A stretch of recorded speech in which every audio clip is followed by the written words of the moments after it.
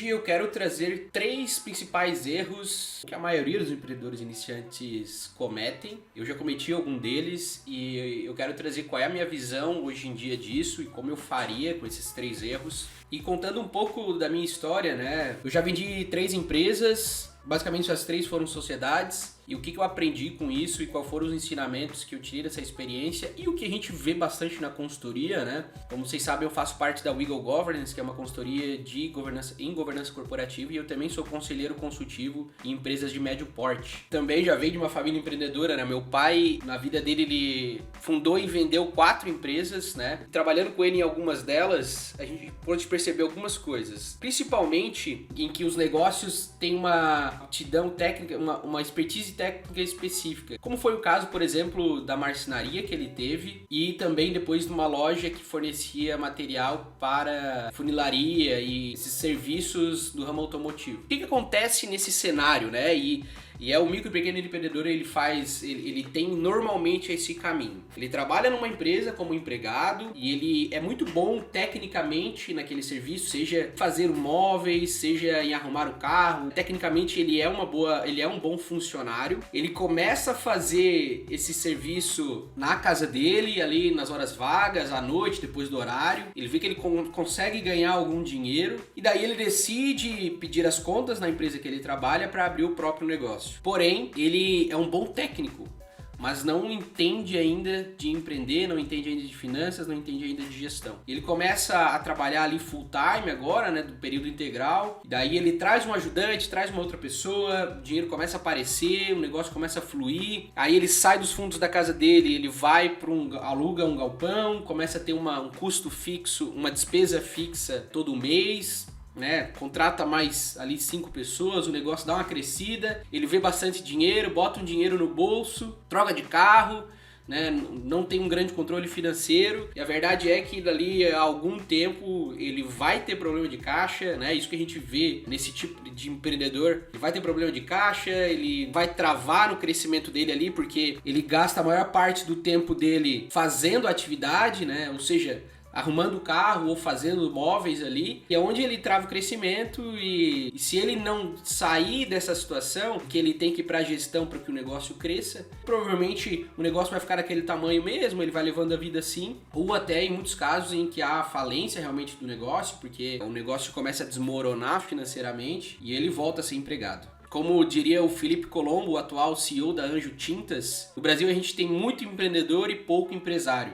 E aqui eu quero trazer uma visão mais de como transformar esse empreendedor em empresário para que a gente melhore essa estatística no país. E se você já nos acompanhava aqui antes, você viu que o nome mudou, né? Antes era DRs Financeiras, no sentido de falar discutindo a relação financeira do casal e da família. A gente vai mudar um pouco o posicionamento do canal, trazendo mais o meu nome e falando de outras coisas que eu vivo no meu dia a dia e como que a gente pode distribuir esse conteúdo, esse conhecimento por aqui. Então a gente vai falar basicamente de 3 blocos de conteúdo, né? De finanças pessoais, finanças para a família, a vida de empresário ou microempresário. Hoje o meu dia a dia é lidar com um micro e pequeno, não micro, né, mas empreendedor de médio porte, mas enfim, já empreendi algumas vezes e eu vou contar um pouquinho aqui de algumas experiências que eu tive e cenários macroeconômicos, né? Como que tudo isso influencia tanto na vida da família quanto na vida do empreendedor, ou do micro, ou do médio ou do pequeno empresário, tá? Então, por isso a gente fez essa mudança de posicionamento do canal, para que eu possa abrir um pouco mais os temas aqui, a gente possa conversar sobre um assunto mais completo e de outras coisas que eu também tenho experiência e conhecimento.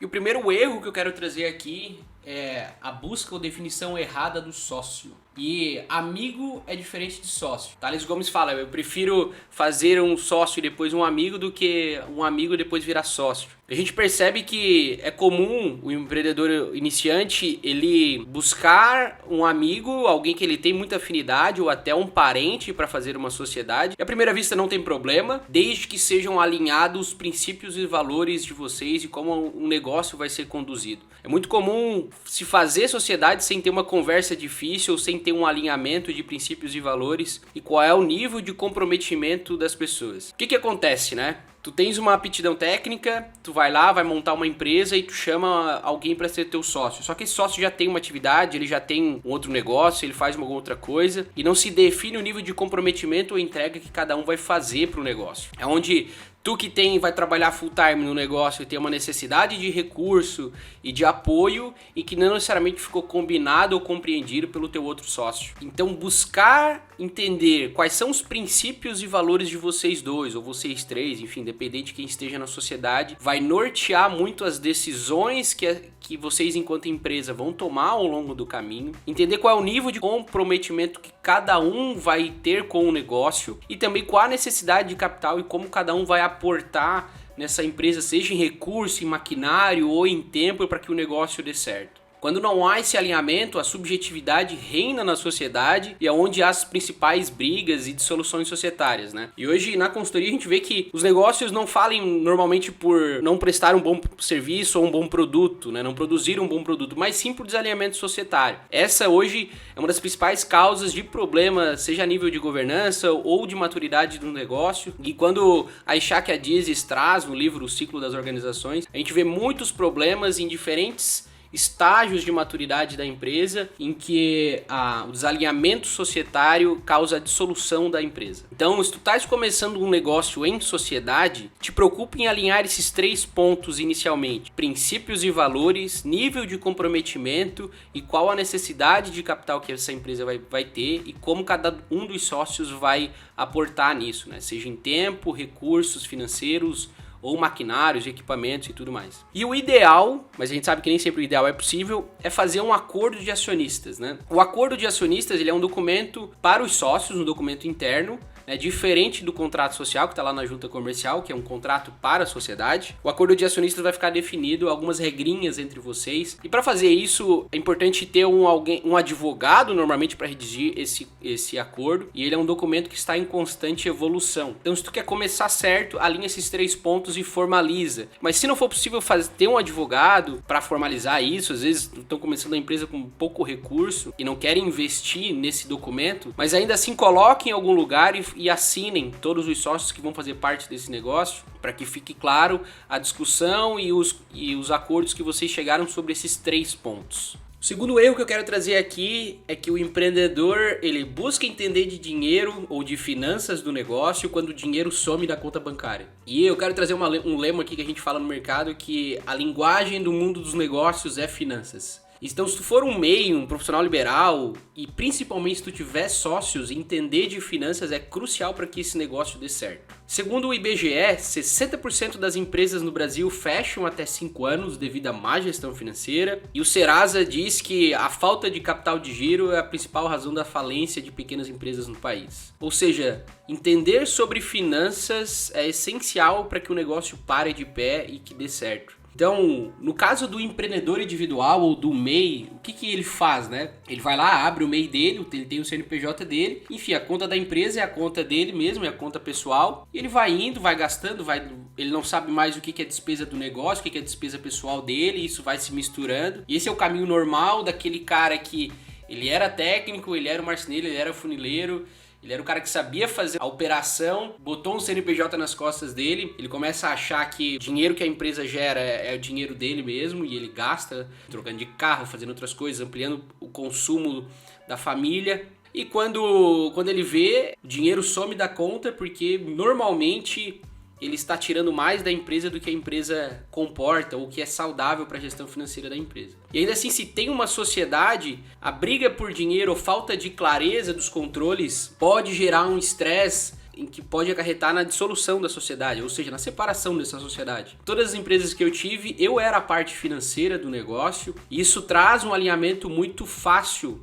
Não diria fácil, mas claro de como as coisas estão na empresa e como é a responsabilidade ou qual a remuneração financeira de cada sócio. E lembrando aqui, não é porque a pessoa está no contrato social que ela deve receber Prolabore, né? Prolabore é uma remuneração do sócio que trabalha e o dividendo é a remuneração do acionista. Um outro vídeo eu vou gravar melhor sobre essa diferença entre sócio e acionista. Mas tu tá começando uma empresa com sócio, busque uma estrutura financeira, tá? E aqui eu recomendo contratar um BPO financeiro se tu tiver um sócio, né? Tu vai investir, tu vai ter uma despesa ali inicial, mas o BPO financeiro, ele vai organizar a informação financeira da empresa para que fique claro como está essa questão e como é que tá, se a empresa está dando lucro, se não está, e já de uma forma um pouco mais profissional. Agora, se tu é um profissional liberal, um MEI, eu recomendo utilizar nesse início um aplicativo de finanças pessoais para que tu entenda o que é despesa do teu negócio, o que é despesa da tua vida, porque eu sei que tu não vai separar isso, não vai conseguir no início tirar um prolabore para ti e ter isso bem organizado, mas é importante que tu tenha ciência de quanto o teu negócio consome de despesas e custos e quanto que tu consome, teu estilo de vida consome do teu negócio. E nesse primeiro momento vai ser tudo misturado mesmo, mas com o aplicativo de finanças pessoais tu vai conseguir separar o que é despesa do teu negócio, o que é despesa da tua vida e da tua família, para que tu comece a ter essa sensibilidade e entender como é que funciona essa estrutura financeira, e à medida que o teu negócio for crescendo, tu vai profissionalizando. Então, contratar um BPO financeiro logo ali na frente também pode ser uma ideia bem importante, até se tu for profissional liberal, né, ou não tiver sociedade. Mas o que eu quero trazer aqui é que é imprescindível para o empreendedor entender de finanças. Muito provavelmente a busca de maior salário ou de maior renda financeira foi um grande motivador de abrir um negócio próprio. E se tu não entender como isso se transforma em dinheiro, tu não vai conseguir crescer, vai ser muito complicado crescer. E a falta de clareza, se tu tiver sociedade, pode gerar a briga societária ou a separação societária. E daí o caos está instalado na tua empresa. Então, buscar entender sobre finanças, e aqui, se tu é profissional liberal ou empreendedor individual, tens o MEI ali, investe um pouco de tempo para anotar as coisas num aplicativo de finanças pessoais. E se tu tem sócio e vai contratar um BPO, por mais que tu não vá fazer as rotinas de controle financeiro, é extremamente importante que tu entenda minimamente sobre finanças, né? Minimamente uma DRE, o que é fluxo de caixa, para que tu possa gerir o teu negócio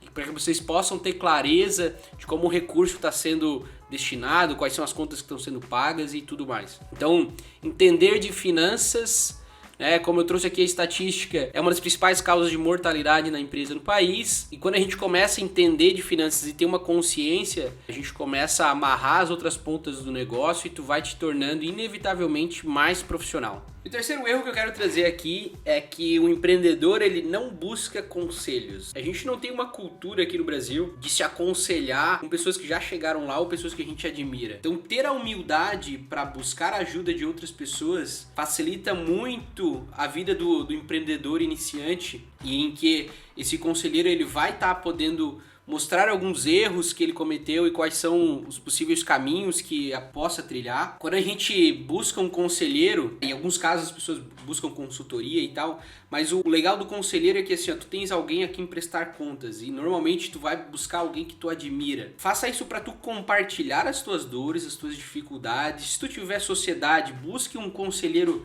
para mediar as questões da sociedade, ter alguém imparcial para estar fazendo a mediação entre vocês e estar trazendo uma visão de fora do negócio. E se eu buscar o conselheiro, é pegar alguém que tu admira e perguntar para ele se eu poderia me acompanhar, poderia me ajudar. As pessoas elas gostam de ajudar, ou gostam de falar de si mesmas e gostam de às vezes dar palpite, e tu ter humildade para ouvir e refletir e trazer pro teu negócio o que fizer sentido, vai fazer com que tu tenha mais clareza e visão do teu negócio. E na questão de sociedade também facilita muito a comunicação e a gestão e a vida em sociedade. E ter um conselheiro te força a prestar contas, né? O empreendedor, ele começa um negócio, né? Ele sai da carteira assinada e vai abrir um CNPJ porque não quer dar uma satisfação para mais ninguém. Mas isso é um comportamento ou um pensamento um pouco perigoso. Pode fazer tu ficar um pouco cego com relação às questões do teu negócio, aos movimentos que o mercado está fazendo, que não necessariamente tu está vendo. Sejamos claros, tu não tem a experiência de tocar um negócio. Então, tem muitas coisas que tu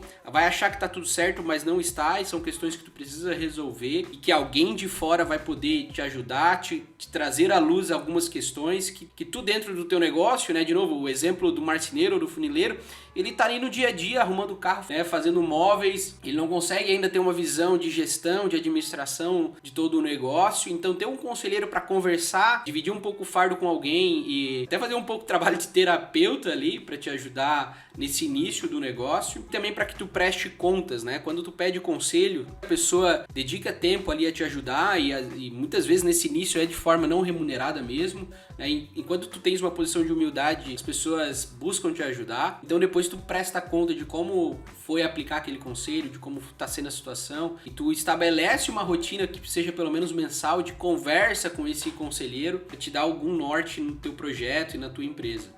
Um exemplo é esse canal no YouTube para mim. Eu não entendo desse business aqui, não entendo de internet, né? Eu entendo de finanças pessoais e finanças empresariais, mas eu tenho, enfim, um conselheiro pago, no caso, que me dá toda a direção, que me dá todo o assessoramento, que me mostra quais são os caminhos que a gente deva tomar para que o negócio funcione, que o negócio dê certo, né? Alguém que já trilhou sucesso aqui no que eu tô tentando fazer. E ainda assim, quando tu queres um conselheiro, ou quando os sócios querem um conselheiro, vamos dizer assim, muito renomado, né, e alguém já do mercado deles, gosto muito do case da Brasil Paralelo, e em conversa com o Henrique Viana, um dos fundadores, ele falou que ele fez a seguinte estratégia. Eles precisavam do conselho de algumas pessoas muito relevantes para o mercado de mídia. E como falou assim, eles eram já bilionários. E o que eles fizeram? Eles deram um percentual da empresa deles para esses conselheiros. É claro que o conselheiro, nesse primeiro momento, ele não entrou no contrato social, foi um contrato de mútuo, né? É uma estrutura jurídica em que esse conselheiro ele escolhe ao final de um período entrar ou não no contrato social. Mas quando tu tens uma pessoa muito importante para o teu negócio, uma pessoa que já tem um sucesso, já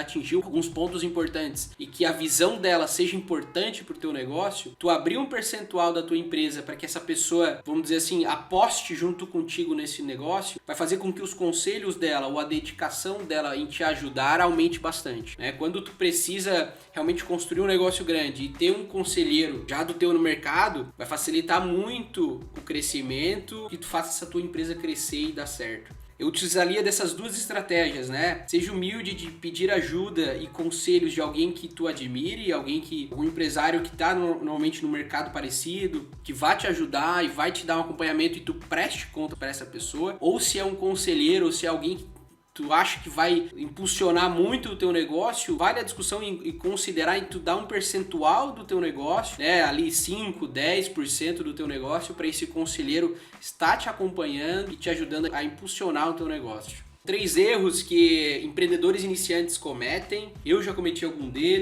deles, e a gente vê muito isso na consultoria. E eu recebo bastante pessoas que vêm trocar ideia comigo, e normalmente é algum desses 3 erros, inevitavelmente. Então, se esse vídeo fez sentido para ti, compartilha com o teu sócio, se tu já tem sócio, ou se tu estás pensando em abrir um negócio, toma nota desses 3 erros e como que tu vai fazer para que tu não cometa eles. E se tens algum amigo ou um familiar que tá abrindo um negócio, tá querendo sair da carteira assinada da CLT e botar um CNPJ nas costas, compartilha com ele esse vídeo, para que ele possa ter acesso a esse conhecimento. E se fez sentido para ti, deixa o like aqui no vídeo, para o YouTube entregar esse conteúdo para mais pessoas. E se tu gosta de assuntos de finanças, de empresas, né, finanças pessoais, como eu falei, e de cenários econômicos, considera te inscrever aqui no canal para acompanhar os próximos vídeos que virão. E por esse vídeo é isso, até o próximo e tchau!